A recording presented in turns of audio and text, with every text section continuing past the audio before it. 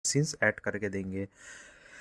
अब देखते हैं कॉम्प्लिकेटेड जो टाइफाइड रहते हैं उस केस में उसका ट्रीटमेंट कैसे किया जाता है। कॉम्प्लिकेटेड टाइफाइड जो रहता है उसको कॉम्प्लिकेटेड तब बोलते हैं जब क्या होगा, जब सीएनएस और सीवीएस इन्वॉल्वमेंट भी होने लगता है। जीआईटी इन्वॉल्वमेंट तो ऑलरेडी है, साथ में सीएनएस सीवीएस और कई बार रेस्पिरेटरी सिस्टम का भी इन्वॉल्वमेंट देखने को मिलता है। अब सीएनएस में जब इन्वॉल्वमेंट होता है तो पेशेंट में सीजर्स आता है, अल्टर्ड सेंसोरियम होता है।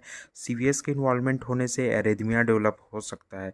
उस कंडीशन में क्या करना है कि पेशेंट को पहले तो एडमिट करना ये कंपलसरी है और उसको सुपरविजन्स में थेरेपी दिया जाता है। सबसे मोस्ट कॉमनली यूज ड्रग है सेफ्ट्राक्सोन्स, आईवी देंगे 60 mg पर केजी पर डे 2 वीक्स के लिए।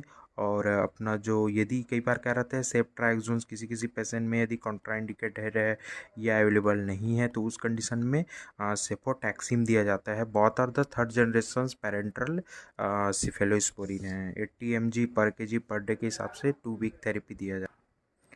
कई सारे फिजिशियन जो रहते हैं वो स्टेरॉइड थेरेपी भी करते हैं, यूज करते हैं, लेकिन इसको एक ओनली सीवियर टाइफाइड फीवर में यूज करेंगे क्योंकि ये क्या करेगा ऑलरेडी जो है वो इम्यूनिटी डाउन रहता है पेशेंट का, और यदि स्टेरॉइड थेरेपी देने से और इम्यूनिटी जो है वो और डाउन हो जाएगा। इसलिए क्या करते हैं इसको सुपरविजन्स ऑफ द फिजिशियंस के प्रेजेंस में ही इसको स्टार्ट किया जाता है in case of the severe typhoid.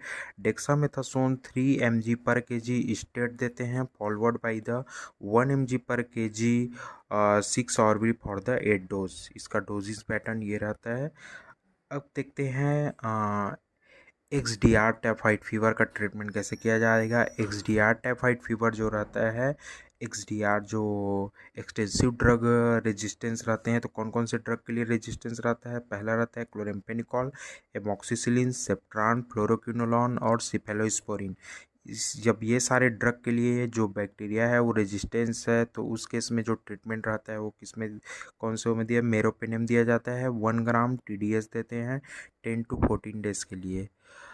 Next है करियर स्टेट का ट्रीटमेंट। करियर स्टेट का ट्रीटमेंट जो रहता है यदि उसमें गॉल ब्लेडर का इन्वॉल्वमेंट नहीं है उस कंडीशन में सिप्रोफ्लॉक्सासिन फ्लोरोक्विनोलोन्स है तो सिप्रोफ्लॉक्सासिन दिया जाता है 750 mg बीडी फॉर 4 वीक के लिए।